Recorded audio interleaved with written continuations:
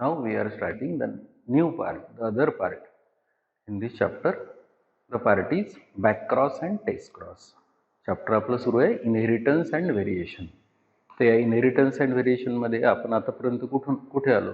Monohybrid cross पाहिला, dihybrid cross पाहिला. Monohybrid क्रॉसवर डिपेंड दोन लॉज ऑब्झर्व केले, लॉ ऑफ डॉमिनन्स आणि law of segregation. Dihybrid cross पाहिला, डायहायब्रिड क्रॉसवर डिपेंड पुन्हा अजून तीसरा लॉ पाहिला, that law it is called as the law of independent assortment. तर आता आपल्याला जायचं आहे पुढे part, that is called as backcross and test cross. Backcross and test cross म्हणजे काय? हा मोनोहायब्रिड क्रॉस आहे. या मोनोहायब्रिड क्रॉसमध्ये आपण एक कॅरेक्टर यूज केलेलं आहे किंवा one pair of contrasting character use केलेलं आहे. एक कॅरेक्टर कोणतं यूज केलेलं आहे तर height. One pair of contrasting character कोणतं यूज केलेलं असेल तर tall and dwarf. Tall and dwarf या दोन कॅरेक्टरला आपण कॉन्ट्रास्टिंग कॅरेक्टर म्हणतो.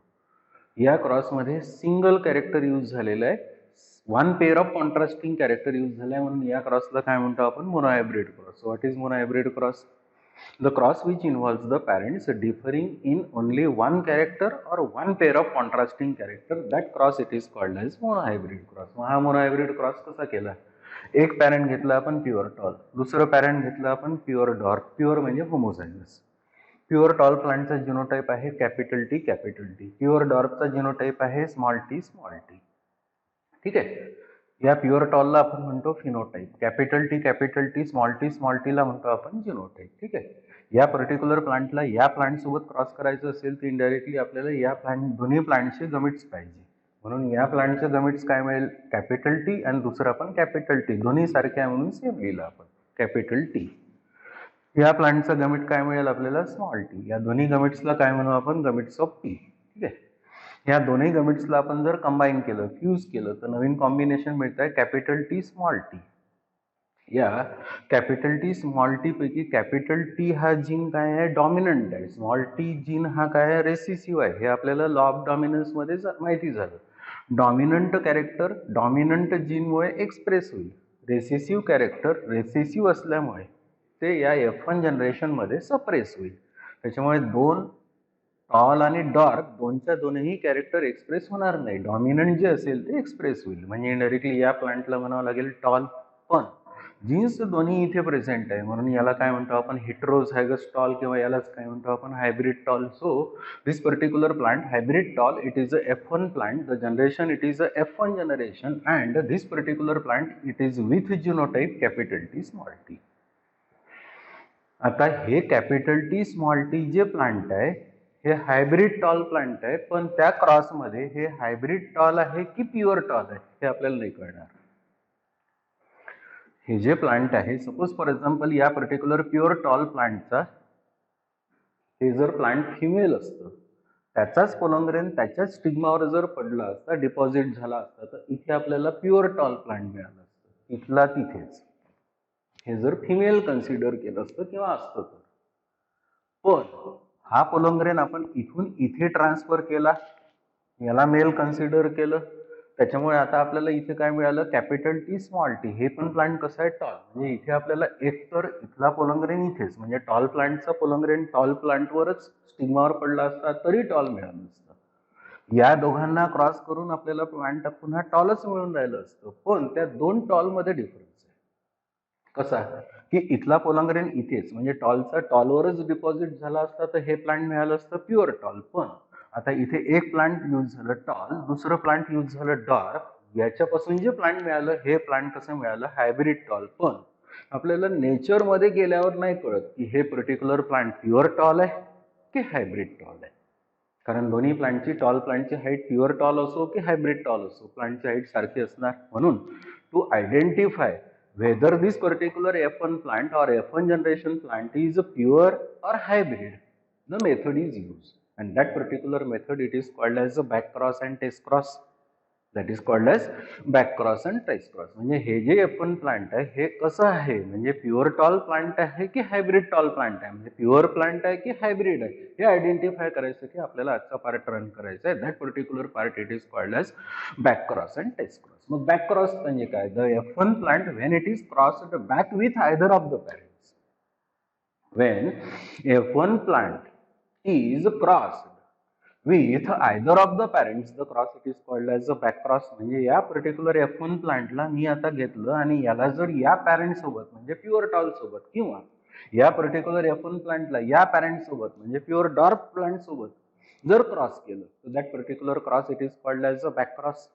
That is called as a back cross. So what is back cross? The F1 plant, when F1 plant it is crossed back with either of the parents, the cross it is called as back cross. Thus this particular back cross it is of two different types. The one it is called as a back cross with dominant parent, the another it is called as a back cross with recessive parent. म्हणजे या बॅकक्रॉसचे किती types होतील आता दोन. कोणते कोणते की याला याच्यासोबत जर क्रॉस केलं म्हणजे हायब्रिड टॉलला प्युअर टॉल सोबत जर क्रॉस केलं तर that is called as a backcross with dominant parent, कारण हे डॉमिनंट पॅरेंट आहे.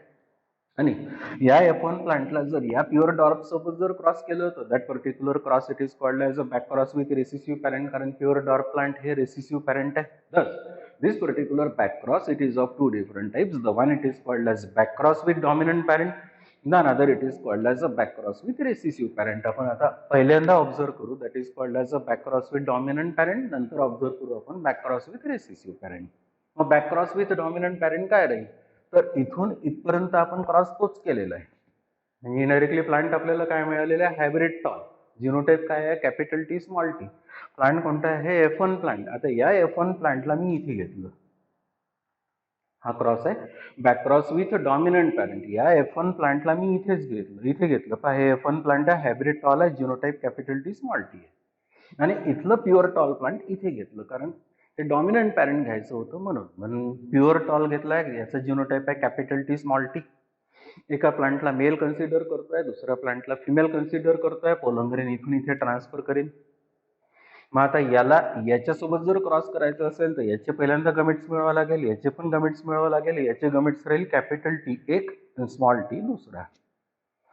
याचे गमेट्स दोन्ही पण सारखे राहिले, कॅपिटल टी आणि दुसरा पण कॅपिटल टी, कारण हे प्लांट आहे हेट्रोझायगस आणि हे आहे होमोझायगस. हे आहे हायब्रिड आणि हे आहे प्युअर.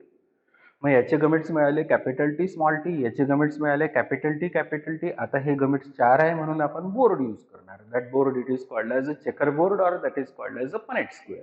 ठीक आहे. हे capital T small T genes म्हणजे गमेट्स मी इथे प्लेस केले. कॅपिटल टी दुसरे जे गमेट्स आहे म्हणजे फिमेल गमेट्स आहे ते मी इथे प्लेस केले. त्याच्यानंतर हा गमेट या गमेट सोबत फ्यूज केला, कॉम्बिनेशन मिळालं कॅपिटल टी. प्लांट आहे टॉल, कारण कॅपिटल टी नी टॉलनेस एक्सप्रेस होते आणि ते डॉमिनंट कॅरेक्टर आहे. हा गमेट या गमेट सोबत कंबाईन केला, कॉम्बिनेशन मिळालं कॅपिटल टी स्मॉल टी.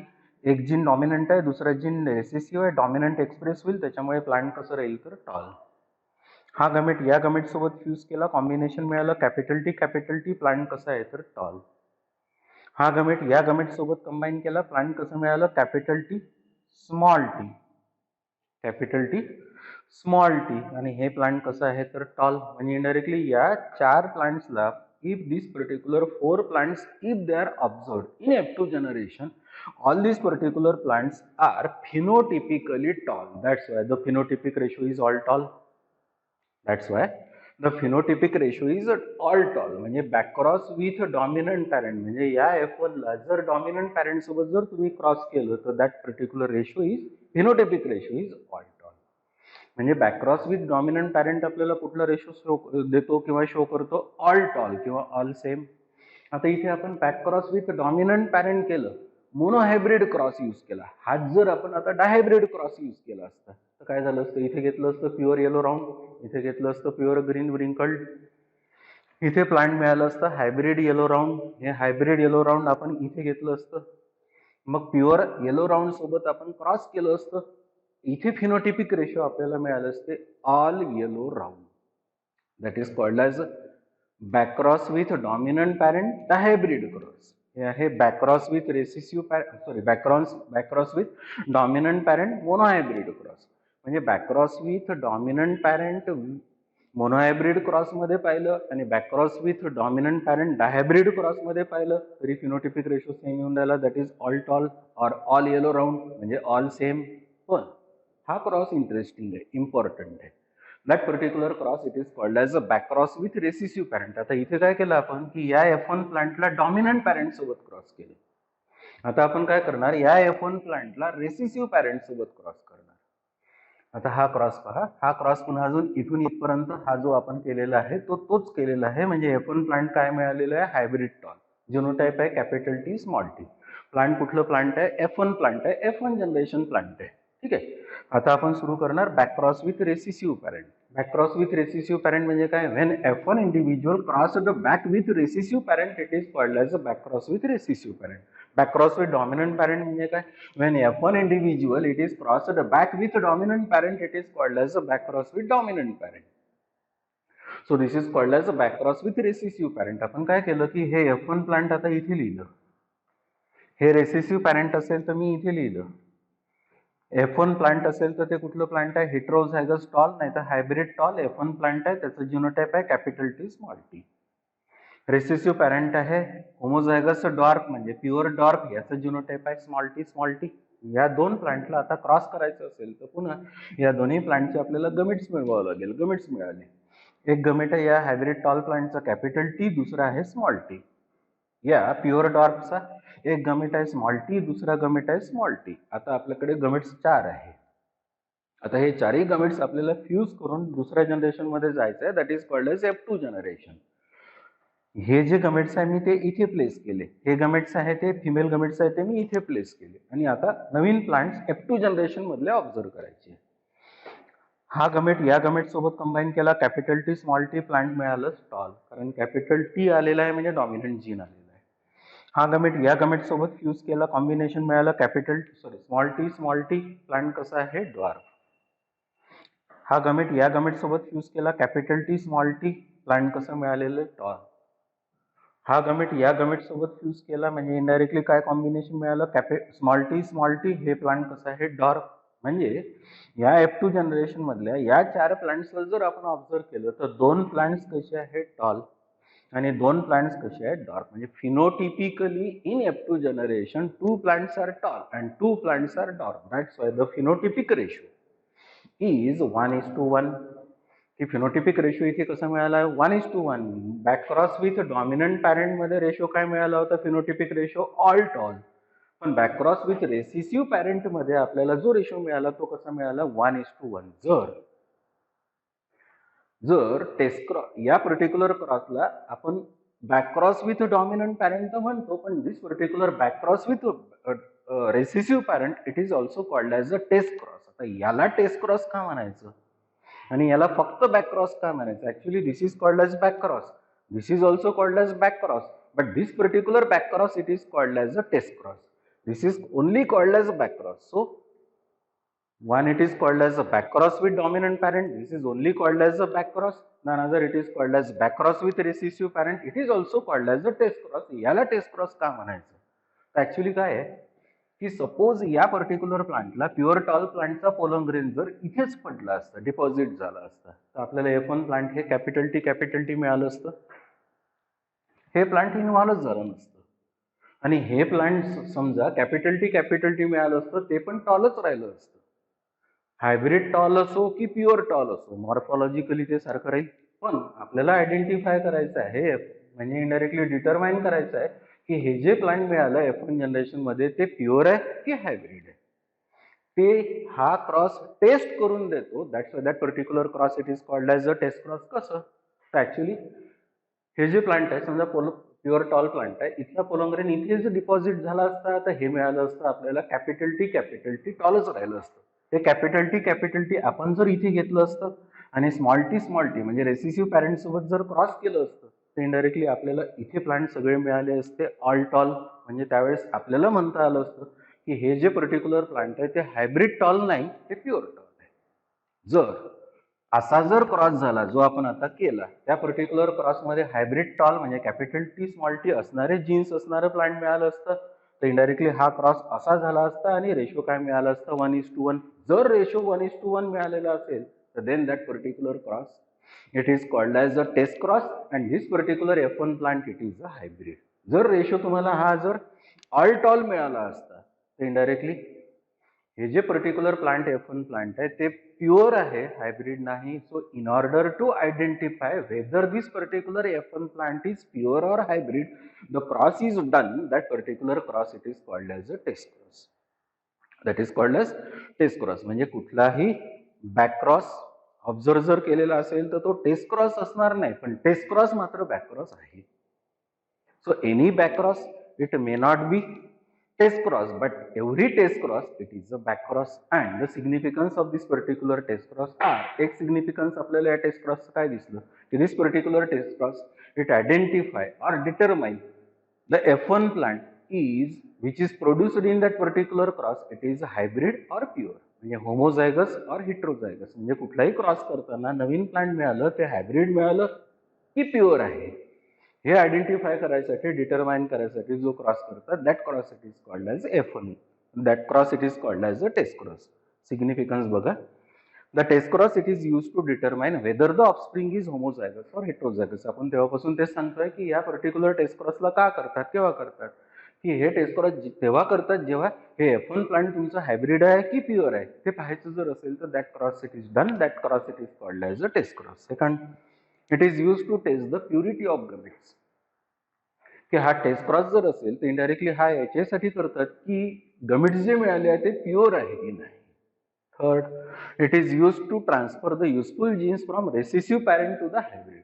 कधी कधी काय होते की रेसेसिव्ह पॅरेंटमध्ये पण युजफुल जीन्स असतात, ते या हायब्रिडमध्ये आणायची जर असेल तर cross it is done, that particular cross it is called as a test cross.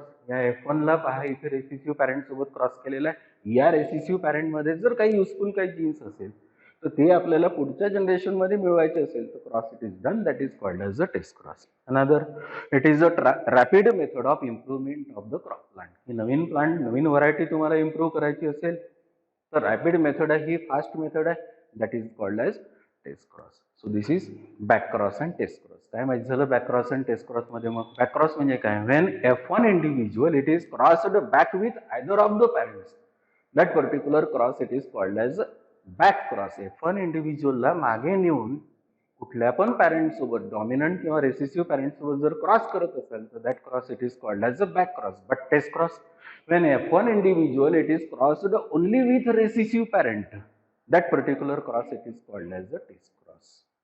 Now starting the new part in this chapter, the chapter is inheritance and variation. The new part is deviations from Mendel's work. आतापर्यंत आपण कुठपर्यंत आलो? Mendel's work पर्यंत. Mendel's वर्कमध्ये काय होतं? Monohybrid cross, dihybrid cross, 3 laws, law of dominance, law of segregation, law of independent assortment, मग शेवटी गेलो आपण टेस्ट क्रॉस, बॅक क्रॉस. हा पार्ट होता मेंडेलिझमचा पार्ट. ॲक्च्युली मेंडेलिझमचं कन्सेप्टमध्ये काय आहे? Complete dominance. म्हणजे पेअर ऑफ कॉन्ट्रास्टिंग जीन्स असेल, म्हणजे कॅरेक्टर्स असेल, म्हणजे अलिल्स असेल, for example capital T, small T, तर कॅपिटल टी स्मॉल टीला पूर्ण सप्रेस करेल किंवा स्मॉल टी हा सप्रेस होईल, तर कॅपिटल टी हा डॉमिनंट जीन असल्यामुळे एक्सप्रेस होईल, that is called as complete dominance. आता आपल्याला पुढच्या पार्टला जायचं आहे, that is called as new मेंडेलिझम.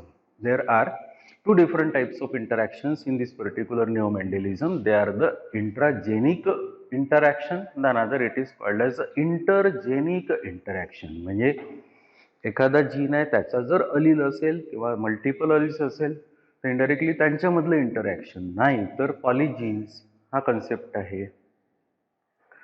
त्या पर्टिक्युलर कन्सेप्टमध्ये कसं आहे की एकापेक्षा जास्त जीन्स जर असेल तर इनडायरेक्टली ते पण इंटरॅक्ट होऊन एखादं कॅरेक्टर एक्सप्रेस करतील. So there are 2 different types of interactions in neo Mendelism. The one it is called as intragenic, the another it is called as intergenic. तर आता आपल्याला या न्यू मेंडेलिझममध्ये वेगवेगळे एक्झाम्पल्स ऑब्झर्व करायचे. We have to find the various examples regarding this particular new Mendelism concept. Actually हा particular new Mendelism concept पूर्णच्या पूर्ण मेंडेलिझम फॉलो करतो असं नाही.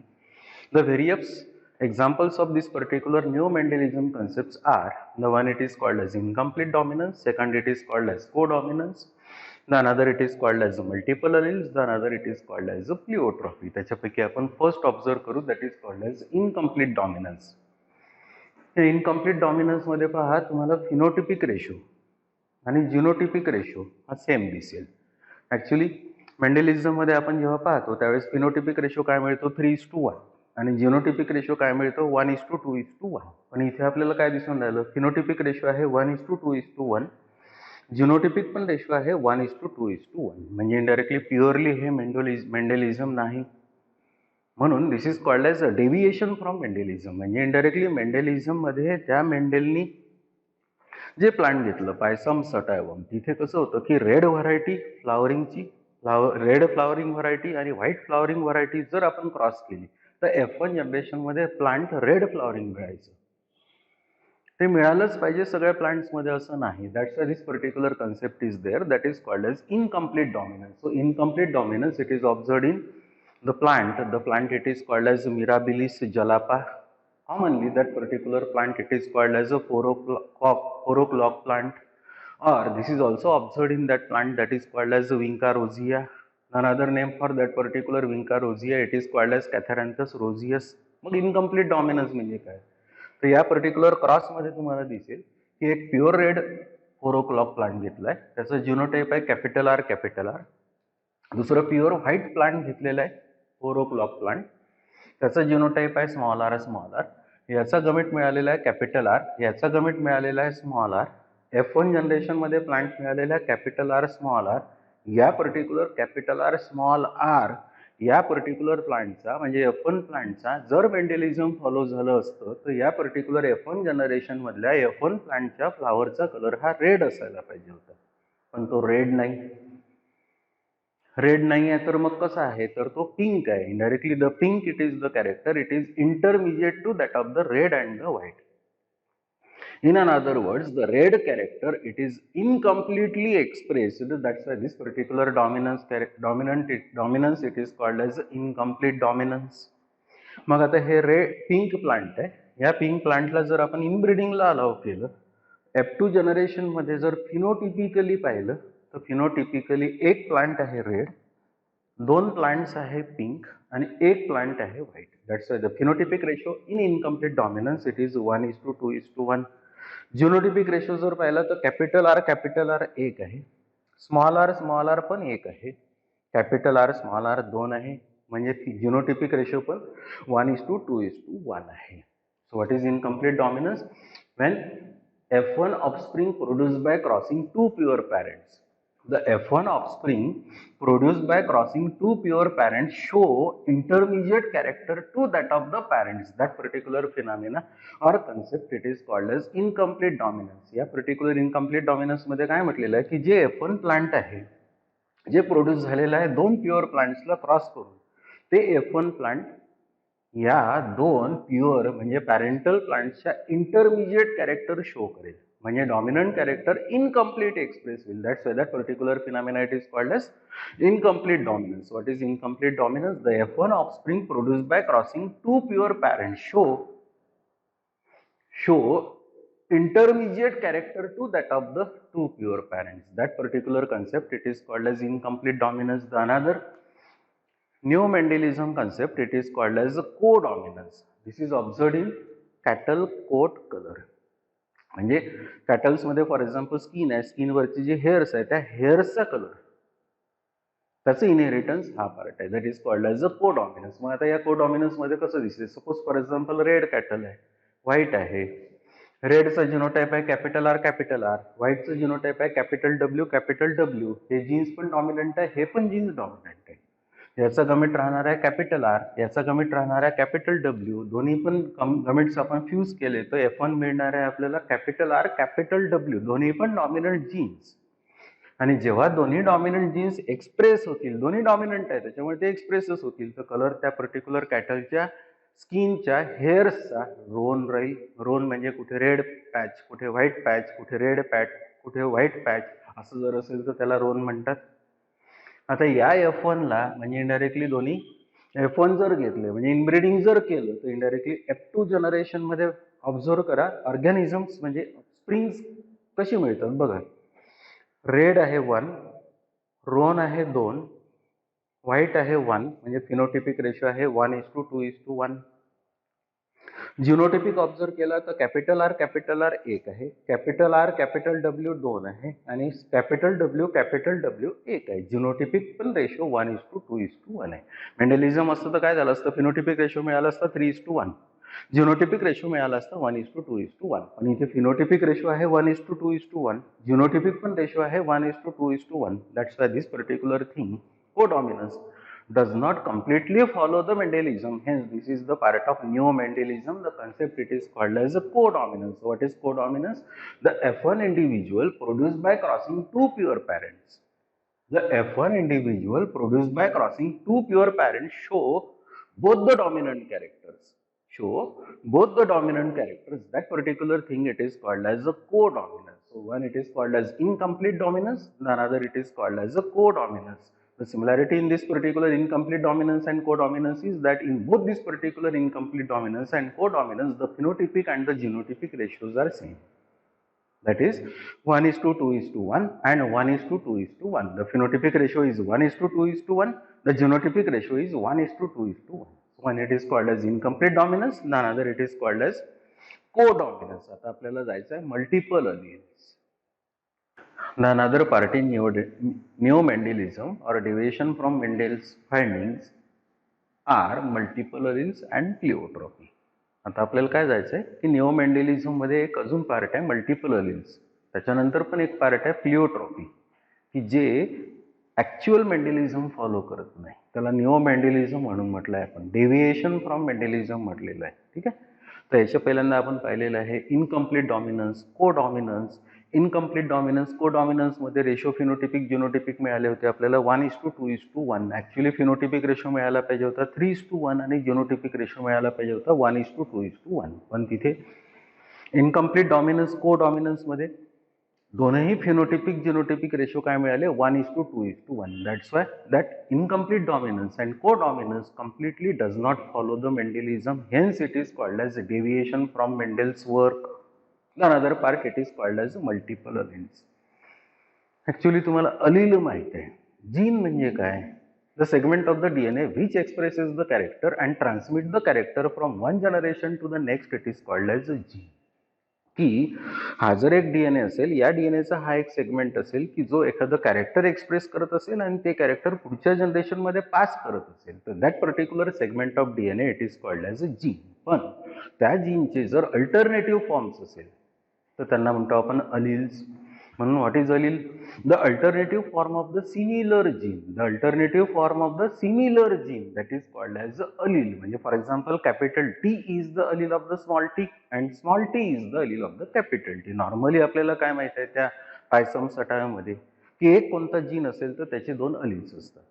कॅपिटल टीचा अलील हा स्मॉल टी आहे आणि स्मॉल टीचा अलील हा कॅपिटल टी आहे. पण हे असं सगळीकडे सगळ्या अर्थच्या ऑर्गॅनिझम मध्ये असेल असं नाही. म्हणूनच हा कन्सेप्ट आलेला आहे that is called as a multiple alleles. Multiple alleles म्हणजे काय? Presence of more than one allele for a gene. Presence of more than one allele for a gene, that particular thing it is called as multiple alleles. Normally capital T साठी small T हा एकच allele आहे.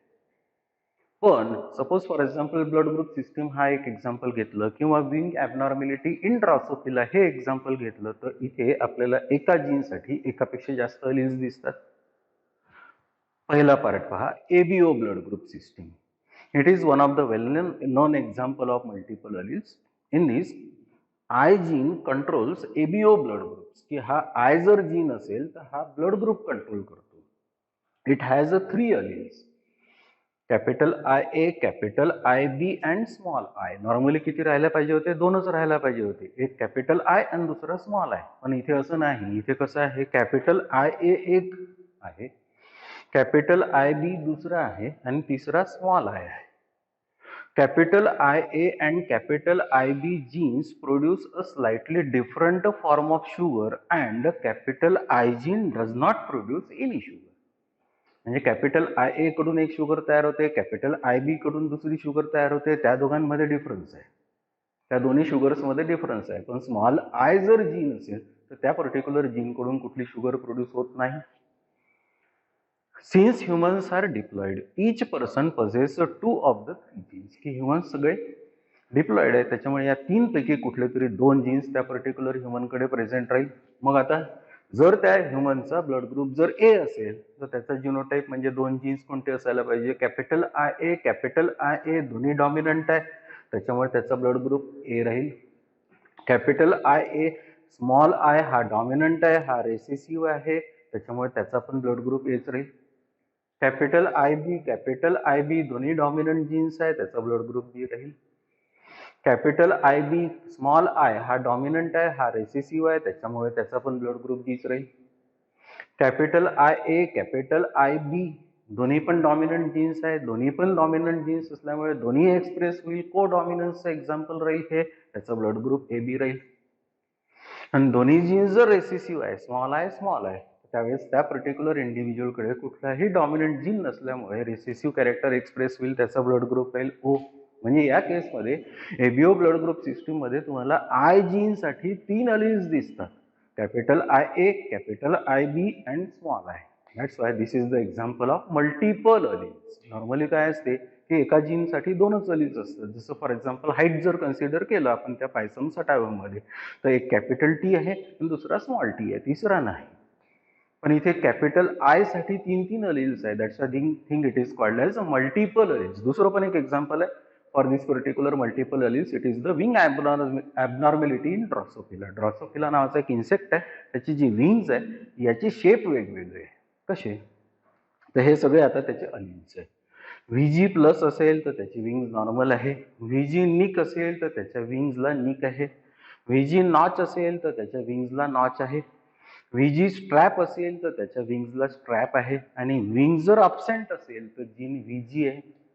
म्हणजे पहा 5 अलिल्स आहे. VJ या एका gene साठी 5 अलिल्स आहे. नॉर्मली काय राहायला पाहिजे होतं की व्हीजी एक डॉमिनंट आणि व्हीजी एक रेसेसिव्ह असं राहायला पाहिजे होतं मेंडेलिझम फॉलो होत असेल तर. पण या व्हीजी साठी या ड्रॉसोफिलामध्ये 5 अलिल्स आहेत. There are 5 different types of this particular alleles for the wing shape in this particular Drosophila. Thus this particular VG gene show multiple alleles in this particular insect. That insect it is called as a Drosophila. So this is the part that is called as a multiple alleles. So what is multiple alleles? Presence of more than one allele for a gene. That thing it is called as a multiple alleles. अजून एक concept आहे निओमेंडेलिझम मध्ये, that is called as a pleiotropy. बघा काय, when single gene controls 2 or more characters, this is called as a pleiotropic gene, and the concept or phenomena it is called as a pleiotropy. Normally काय असते की एक gene जर असेल तर एकच कॅरेक्टर एक्सप्रेस करतो. पण इथे आपण काय म्हणतो की when this particular single gene controls the expression of more than one character, की एक जीन जर असेल तर एकापेक्षा जास्त कॅरेक्टर जर तो कंट्रोल करत असेल एक्सप्रेशनसाठी, तर that is called as a pleiotropy. So what is pleiotropy? When single gene controls 2 or more characters is called as pleiotropic gene, and the phenomena it is called as a pleiotropy. For example, the disease sickle cell anemia is caused by gene HBS and the normal gene is HBA. indirectly मी जर individual normal आहे तर माझ्याकडे for example haemoglobin साठी दोनही क्रोमोझोमवर same jeans आहे, HBA आणि HBA. पण एखादा इंडिव्हिज्युअल सिकल्ड आहे, सिकल सेल अॅनिमिया त्याला आहे, इनडायरेक्टली त्याच्या दोनही क्रोमोझोमवर 2 क्रोमोझोम का? कारण तो इंडिव्हिज्युअल ह्युमन डिप्लॉइड आहे म्हणून. तर एका क्रोमोझोमवर HBS आहे, दुसऱ्या पण क्रोमोझोमवर HBS आहे. असा इंडिव्हिज्युअल असेल तर त्याला म्हणतो आपण सिकल्ड, सिकल सेल अॅनिमिया असलेला human. So the disease sickle cell anaemia is caused by gene HBS and normal gene is HBA if the heterozygous or carrier marries. हे पहा heterozygous. If the heterozygous or carriers marries, the offsprings produced are normal, carrier and sickled. Normal, carrier and sickled in the ratio of 1:2:1. Sickled dies due to anemia, leaving carriers and normal in the ratio of 2:1. 1:2:1 ratio मिळेल, ठीक आहे. पण या 1:2:1 पैकी 1 normal आहे, 2 carrier आहे. 2 असेल तर इनडायरेक्टली तो फक्त कॅरियर आहे. म्हणजे सिकल सेल कॅरेक्टर तो कॅरी करणार आहे, तो नॉर्मल स्वतःसाठी आहे पण पुढच्यासाठी तो कॅरियर आहे. पण लास्ट जो आहे 1 तो सिकल्ड आहे. त्याला सिकल सेल अॅनिमिया जर असेल तर त्या सिकल सेलनी त्या पर्टिक्युलर इंडिव्हिज्युअलचा डेथ होऊ शकतो. समजा त्याचा डेथ झालेला असेल तर हे 2 फक्त राहतील 1:2. म्हणजे या प्लिओट्रॉपीमध्ये रेशो काय मिळेल तर 2:1. The 2 are called as carriers and 1 is called as normal. So this is called as the pleiotropy. या क्रॉसमध्ये आपण काय केलेलं आहे की एक नॉर्मल इंडिव्हिज्युअल घेतलेला आहे, दुसरा सिकल्ड घेतलेला आहे. या दोघांचं हे मॅरेज आहे. नॉर्मल इंडिव्हिज्युअल असेल तर जिनोटाइप आहे कॅपिटल HbA. कॅपिटल HbA हा एक जीन आहे, हा एक जीन आहे. सिकल्ड इंडिव्हिज्युअल असेल तर त्याचा जिनोटाइप राहील HbS आणि HbS. या इंडिव्हिज्युअलचा गमेट राहील HbA, या इंडिव्हिज्युअलचा गमेट राहील HbS. दोन गमेट जर आपण कंबाईन केले तर नवीन इंडिव्हिज्युअल मिळेल HbA HbS, म्हणजे इनडायरेक्टली हा राहील हेटेरोझायगस. हेटेरोझायगस आहे पण त्याच्याकडे ट्रेट S येत आहे, म्हणजे तो सिकल सेल अॅनिमिक नाही आहे पण तो कॅरियर आहे. So this is heterozygous sickle cell carrier individual. पण असाच हेटेरोझायगस सिकल सेल कॅरियर दुसऱ्या हेटेरोझायगस सिकल सेल कॅरियर सोबत जर त्या दोघांचं मॅरेज झालं तर आता पुढच्या जनरेशन मध्ये काय होईल की फिनोटिपिक रेशो मिळेल 1:2:1, where 1 is normal, 2 are carrier, 1 is sickled. Genotypic ratio पण काय मिळेल 1:2:1, where 1 is HbA HbA, 2 are HbA HbS, and 1 is HbS HbS. But this particular HbS HbS, being he is or she is sickled, may die or dies due to the disease that is called as a sickle cell anemia. That's why this particular pleiotropy gives a ratio, the genotypic ratio as well as phenotypic ratio 2:1, not 1:2:1. So this is the part that is called as the pleiotropy. So what is pleiotropy then? When single gene HB, when single gene controls the expression of more than one character. म्हणजे HB जर असेल तर हा एक gene आहे पण characters पहा किती तो एक्सप्रेस करतोय. एक HbA HbA असेल तर नॉर्मल, HbA HbS असेल तर कॅरियर, आणि HbS HbS असेल तर सिकल्ड. म्हणजे HB एक जीन 3 कॅरेक्टर एक्सप्रेस करतोय, कंट्रोल करतोय. So when single gene HB controls the expression of more than one character, the concept or phenomena, it is called as pleiotropy. That is called as pleiotropy. So finally the pleiotropy, multiple alleles, codominance, incomplete dominance, that does not completely follow the way of inheritance of Mendelism. Hence the incomplete dominance, codominance, multiple alleles and pleiotropy as well as polygenes, they are included or they are called as a neo-Mendelism phenomena. They are called as a deviation from Mendel's findings. So this is the part that is called as inheritance and variation. First part that is called as genetic basis of inheritance. हा जो part होता या chapter मधला तो कुठला part होता? Genetic basis of inheritance. याच्या पुढचा पार्ट राहील आता, पुढला पार्ट राहील क्रोमोझोमल बेसिस ऑफ इनहेरिटन्स. आता त्या क्रोमोझोमल बेसिस ऑफ इनहेरिटन्स मध्ये पहिल्यांदा स्ट्रक्चर ऑफ क्रोमोझोम, मग ऑटोझोम कशाला म्हणायचं, अल्लोझोम कशाला म्हणायचं, मग एक्स क्रोमोझोमचं स्ट्रक्चर कसं, वाय क्रोमोझोमचं स्ट्रक्चर कसं, सेक्स डिटरमाइन वेगवेगळ्या ऑर्गॅनिझम्स मध्ये कसा होतो, त्याच्यानंतर सेक्स लिंक्ड डिसीजेस डिसऑर्डर्स त्या कशा डेव्हलप होतात, तो पार्ट आहे. तो आपण याच्यानंतर स्टार्ट करणार. That is called as chromosomal basis of inheritance. याच चॅप्टरचा पार्ट आहे. हे चॅप्टर सुरू आहे आपलं इनहेरिटन्स अँड व्हेरिएशन.